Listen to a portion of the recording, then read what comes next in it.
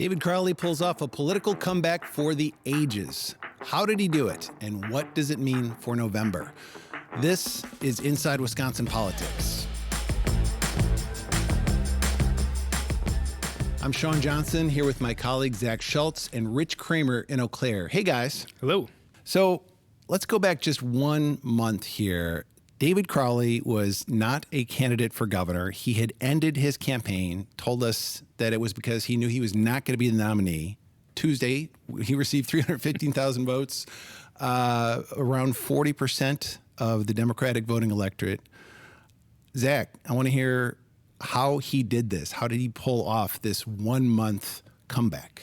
Well, I think most importantly is he didn't do it alone. He did this with all of the team players. And I know he doesn't like the idea of being the establishment, but the Democratic establishment is what pushed him over the line and pulled him all the way to this nomination. He certainly worked for it.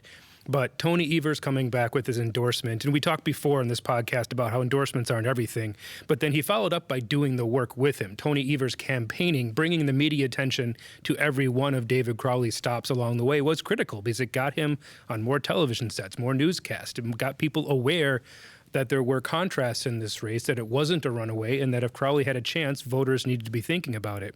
I can't tell you how many people I ran into in just the last week who said they had not made up their minds. They truly were still undecided going into the final few days where they had a chance to decide this election, and it's clear a lot of them went to David Crowley. Rich, what's your take on this dramatic comeback here by Crowley? Well, it was remarkable. It was not expected. I mean, I was fully on board with these polls that we were seeing, showing Francesca Hong way ahead. But I do remember, what Zach just mentioned reminded me of talking with Charles Franklin, and he essentially said, well, there are a lot of undecided people out there, but, with Hong at the 20, 30 points ahead that we'd seen in some polls, it would take essentially every undecided person, rallying behind one candidate. When he told me that, it wasn't, we still had other candidates like Barnes in the race. So it does appear that the undecided voters did make a decision and went out. So it was just something else. And being at a Republican event on Tuesday night was interesting because of the reactions that I saw from people. Let's talk about those polls just a little bit more, because I can imagine somebody sitting home and thinking, hey, the news presented this to me as Francesca Hong's victory, weeks ago, essentially, that there were these repeated polls that showed her leading and that gave the clear impression that, she was going to win this thing. Zach, what would you say to someone with those qualms about the information they were receiving? They are right to have qualms about polling. Everyone should always take polling with a grain of salt. Even the pollsters say that. But the thing that most people, I think, get wrong about what polls are is, even Charles Franklin will say it, they are a snapshot of that moment. So the mistake I think some people make is they think polling is like the score of a game in the third quarter. They say, oh, well, Hong's up 21 points. It's like the Packers being up 21 points. They should have this in the bag. If they lose, it's a complete colossal failure. But you have to think of those polls that came out a few weeks ago as more of like a preseason game. They were a snapshot of where the race looked at that time. The real game was on election night. And at that point, it was a toss-up, because so many more people had been changing their minds and moving to Crowley, and the polls weren't updated to be able to reflect that. So if you think of the polls as a snapshot and not reality and not a score on the board, they are a little better guide path to what the situation may be. And I think everyone should note, Francesca Hong's polling said she was going to get 40%. She got 40%, and that was, considering that primary polling has an even larger margin of error. The polls really got her support correct, and they did reflect the amount of undecideds. It is rare to see all the undecideds go to the second place candidate, but I think that goes more to what we were just talking about, of the establishment telling everyone this has to happen in the context of what had happened in the Michigan Senate race and all these national figureheads coming to Wisconsin. It really got a lot of people thinking, all right, this is not just about who I like the most or who's leading, this is about electability. Yeah, I think the point you made there is something I want to impress upon myself and all reporters for future elections, that the undecided number is pretty significant. I think even looking back, and we're going to talk about today, but in 2016, there was a lot of talk about where the polls got it wrong. I think we didn't talk about the undecided voters or the people who wouldn't commit in the presidential race that year. It's another one that sticks out in our mind. And this just underscores that a candidate can win all those, as David Crowley did. But for him to do that, Rich, you just do not see that level of a surge at the end by one candidate. How big do you think was Governor Tony Evers in this instant? Well, obviously it was a big deal, which is interesting because looking back to a poll that we had before the primary, the Marquette University Law School asked people, how much does Governor Evers' endorsement of David Crowley impact your decision? And majority said it didn't, but clearly it did. But what also might have impacted and probably did impact those undecided voters' decision to get behind Crowley was a big surge of campaign TV advertising. So Ad Impact, which is a great service, and they put out a tweet, and it showed, a line graph of all the different candidates and what they were spending on ads right up to the election. And there's just one blue line that goes straight up like Mount Everest and then crashes back down. Well, that is David Crowley. So it looked like something maybe upwards of $1 million in those final days. And I was talking with friend of the podcast, Anthony Chergosky, today, and he said TV advertising does matter. It still matters because there were discussions about whether or not Hong's success in the polls without spending any money on TV ads. I was seeing people saying, well, maybe this is the new way. Maybe the old model is dead. Chergosky doesn't see it that way, and he said that ad impact graph proves it. And I think that those ads came at a time when all these people who were not paying attention to this race started paying attention. They came at the right time for David Crowley, essentially. So, Sean, I want to get your feedback here. So we've talked on this podcast about Francesca Hong's Thanksgiving tweets and some of the things that were coming up out of her past. Give me your impression of Crowley's ascent with everyone rallying behind him, including the money, and then the way Francesca Hong handled the amount of national attention she was getting, questions about her past that really hadn't been pushed on her early in the campaign, and certainly not by the other campaigns, as we saw a very friendly-only debate. So how much of an impact do you think that played with those undecided voters in the last week or two? Well, I mean, the national window for our race was just so brief. The national media was paying attention to Michigan before us, and then all of a sudden we were the next big thing. I think it's fair to argue about whether or not people should focus on a tweet from 2020, but they did. I was visiting my dad the weekend before the election. He lives in Illinois. He watches all the Sunday shows religiously, and every one of them talked about that Thanksgiving tweet. My dad doesn't know who Francesca Hong is or David Crowley or much about the governor's race in Wisconsin, but he got an earful about that tweet that weekend. And if he'd been watching those shows in Wisconsin, he would have been seeing ads in between saying to vote for David Crowley. So that stuff matters, and the timing matters. And she did have an answer about that tweet that came later that kind of shrugged it off and said, look, I'll be frank, I'm a curmudgeon when it comes to the holidays, but I love Thanksgiving. It's not what she said at first. At first, she kind of stood by it. And, I know this stuff is sort of dumb, arguably, but it's how elections are won and lost. And so in a race that was won, in this case by David Crowley, by 4,000 votes, a little less, stuff like that can matter. Rich? If I could chime in, I've seen some pundits online talking about, Hong's campaign collapsed at the very final moments because of the way she handled those media interviews at the national level. I want to ask both of you, Sean and Zach, did you see her campaign, at the very final stages as a collapse or an implosion? I think it's harder to say because she did hit the polling mark that she was at.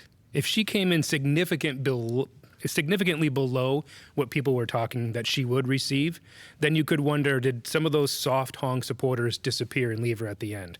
But we didn't see that. She hit the marks that all the polling said she had along the way. The difference is the people that hadn't made up their minds chose elsewhere. I think those were about electability concerns. I think there are legitimate questions about how she answered those questions when the national spotlight was on her, and whether the people in Wisconsin that had been paying attention were starting to think more about electability than about policy. But I don't know if collapse is the right word when she still got 40% of the vote or thereabouts. And that's a really strong showing from any candidate, especially someone from her background who doesn't have a long track record of politics in Wisconsin and hasn't spent a long time developing those relations around the state. So she had a very impressive showing from that context. I think there are just choices in the way that she ran her race in the closing days. I mean, not going on television was a choice. I know TV's not free and she didn't have a ton of money, and the money really flowed to David Crowley there at the end. So it's not like she could just snap her fingers and run TV ads, but she did run a campaign in different ways. When you're trying to reach these kind of casual primary voters, maybe older voters in the closing days, she didn't have a strategy for that or the resources for that in the way that Crowley did. It's also a choice. I know it's her community and she felt passionate about it, but it is a choice to go to the site of a shooting and call it an execution over a bullhorn, as she did in the closing days of the race. That gets attention. And she said in a debate she wouldn't do that as governor. She did it as a candidate for governor, though. So those are choices. I think another debatable thing in this campaign is the role that these Republican ads attacking Hong played. These were backed by the Republican Governors Association. And the going theory among Democrats who didn't want Hong to be the nominee was that these were there to prop her up, that they were going to run these ads in these Milwaukee and Madison media markets where all these Democratic voters are and say she's too liberal for Wisconsin, and that Democratic voters would see that and say, liberal, that's my choice. Zach, would you say that's the effect that it had, or did they backfire on Republicans? I think, Republicans saw those ads as a twofer. Mm-hmm. One, they did boost her with liberals by giving her more name recognition than she would have otherwise had. And two, even in the Madison and Milwaukee television viewing areas, there are a lot of Republican voters out there. So it was working towards the election that's still to come. If she was the nominee, it was weakening her and tarnishing her name, attaching her to these issues with Republicans that would vote, getting them aware of who she was. So they definitely saw that as a great double buy, doing two things at once. It backfired in the sense that it really did alarm a lot of Democrats, and it made it easier for Crowley to say, this is who Republicans want to face, and we should talk more about why and the vulnerabilities that lie within there, boosting his credibility when it came to electability.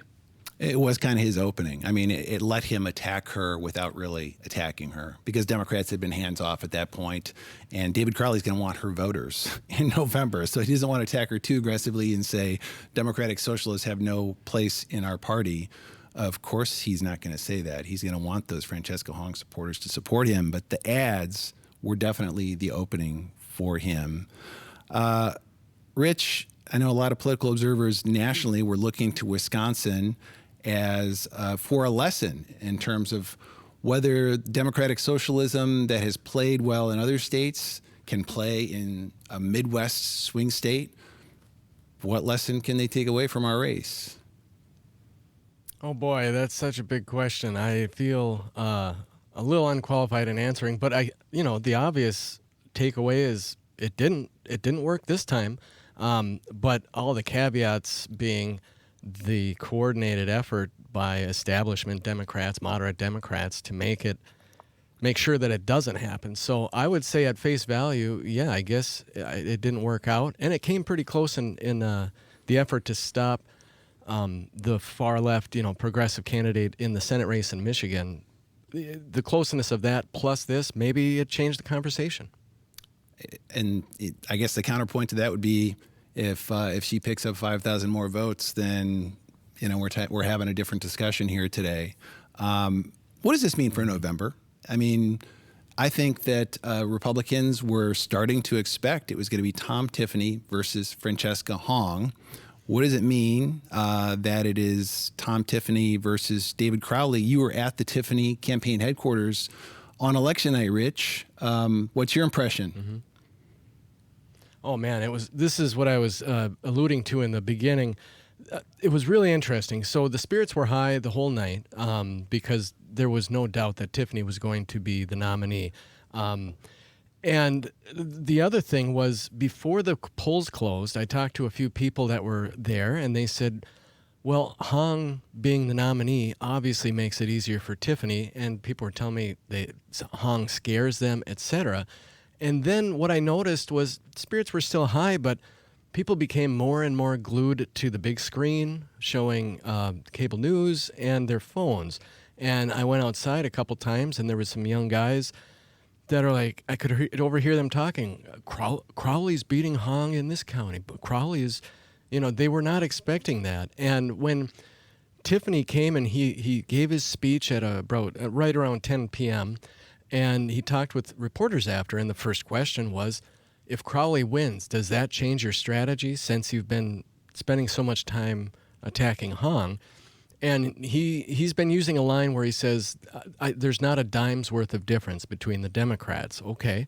And then the next line out of his mouth was, David Crowley never called out Francesca Hong for all those crazy things she said, which it's an answer, but it just seemed like he might not have had a whole list of talking points against Crowley ready to go, because it was a surprise for a lot of people. That has happened.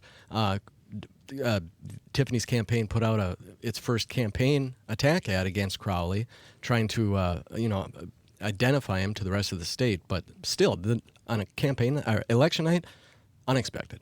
So what are you watching for, Zach, as the campaign gets going here, week one of the general election campaign between Tiffany and Crowley? Right now, it's about money. Tom Tiffany has got a lot of money in the bank, and he's already spending it. His first ad's going out already. He's got billionaires funneling money through the party to him, so he looks like he'll be well-financed, at least for now. Crowley did release a statement saying he raised $1.5 million in the first 24 hours. The big question is, can he build on that? That might have been a lot of transfers from the Democratic Governors Association or the state Democratic Party waiting to give money to the nominee. So the question is, how fast can he get out and start running his own ads before Tiffany is able to define him among the voters in the state that haven't heard much about him because they've heard so much about Francesca Hong. And you mentioned the billionaires, the Uihleins and Diane Hendricks. They're not always united around a Republican candidate or backing the state party. They are this time. For now. I think one question you got to have is that this is the first year we've had, really, Rich, you alluded to this in a story you did, but the first year since 2010, when you could say the Assembly and the Senate and the governor's office are all kind of up for grabs. Either party could win, all three. And so big donors are going to have to decide, do we want to spread this around or focus on where we think our money will go the farthest? That's all the time we have for today. Thanks for joining us. Our colleague Anya Van Wagtendonk will be back next week. This has been Inside Wisconsin Politics. Be sure to follow us on pbswisconsin.org, WPR.org, YouTube, or wherever you get your podcasts.